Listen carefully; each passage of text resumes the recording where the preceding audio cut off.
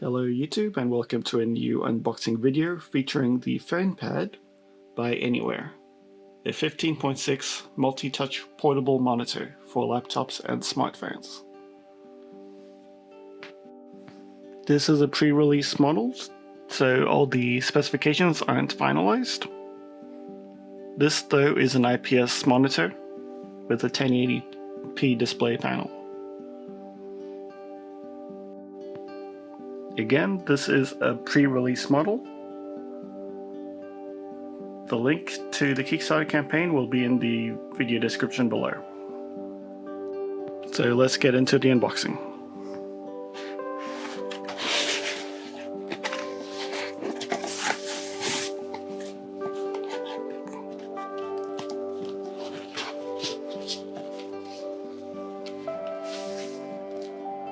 And there it is. PhonePad. Just put this aside for now. Let's see what else we got. An instruction manual. A Qualcomm 3.0 quick charger. A USB Type-C to Type-A 3.0. A full HDMI to HDMI. Short cable, and a USB Type-C to C.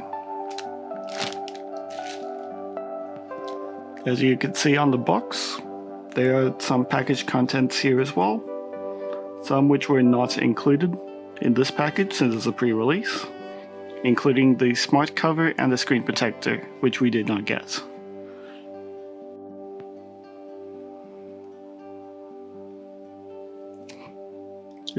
And the protective peel did not work. Here we got the inputs, a USB Type-C input, HDMI, and a full-size USB, and a headphone jack. On the other side, we have two more USBs, and a Thunderbolt-enabled USB Type-C.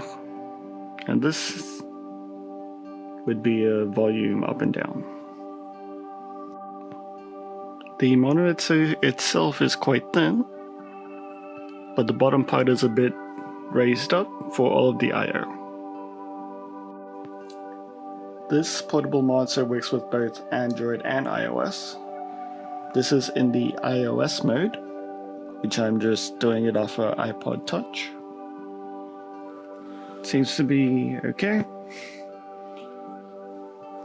And the multi-touch doesn't seem to work in later updates of iOS, but I'm sure they're fixing that up. The mirroring works through the USB connection, where the multi-touch functionality works through the Bluetooth.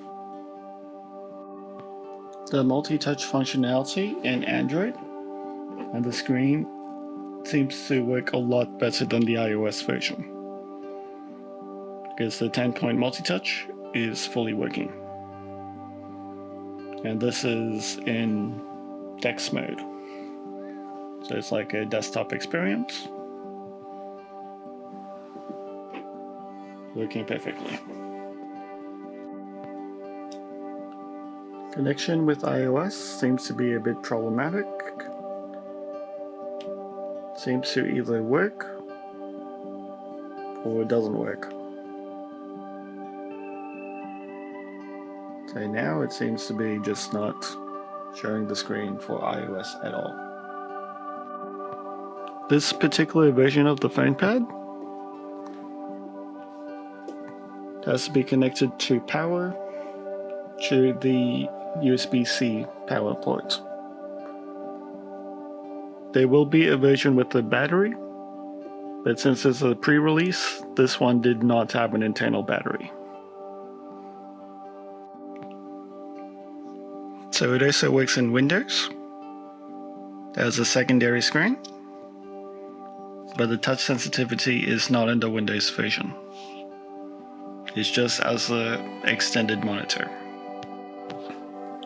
In iOS mode, you'll also get black bars on the side because it's trying to keep the same aspect ratio. One problem with it as well is the sensitivity and touch is super confused on iOS. Hopefully they can fix this up in a later update, but currently it's almost impossible to run iOS on this monitor. It's super confused. It has no idea what's going on. They did follow the steps and change the sensitivity to low, but it still seems to be super confused. It does really seem like it works the best with Android devices. You get the full screen experience of this 15.6-inch portable monitor.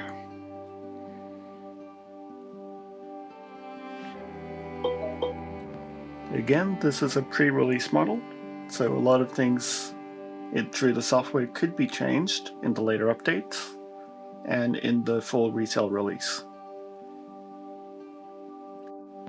Overall, the product itself is really well built, and I have no problem with it.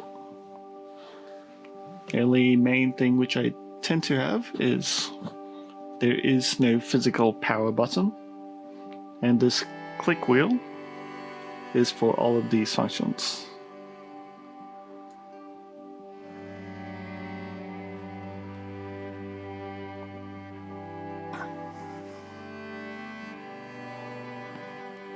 Overall, yes, it's a really solid device. Would I recommend it for general use?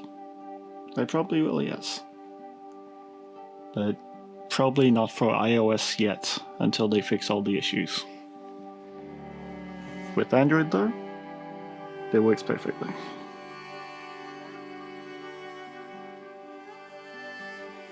Super smooth. Practically no latency.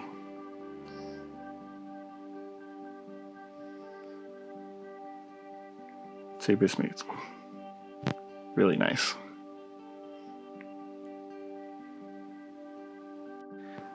The back of the device, you get a lot of fingerprints on it.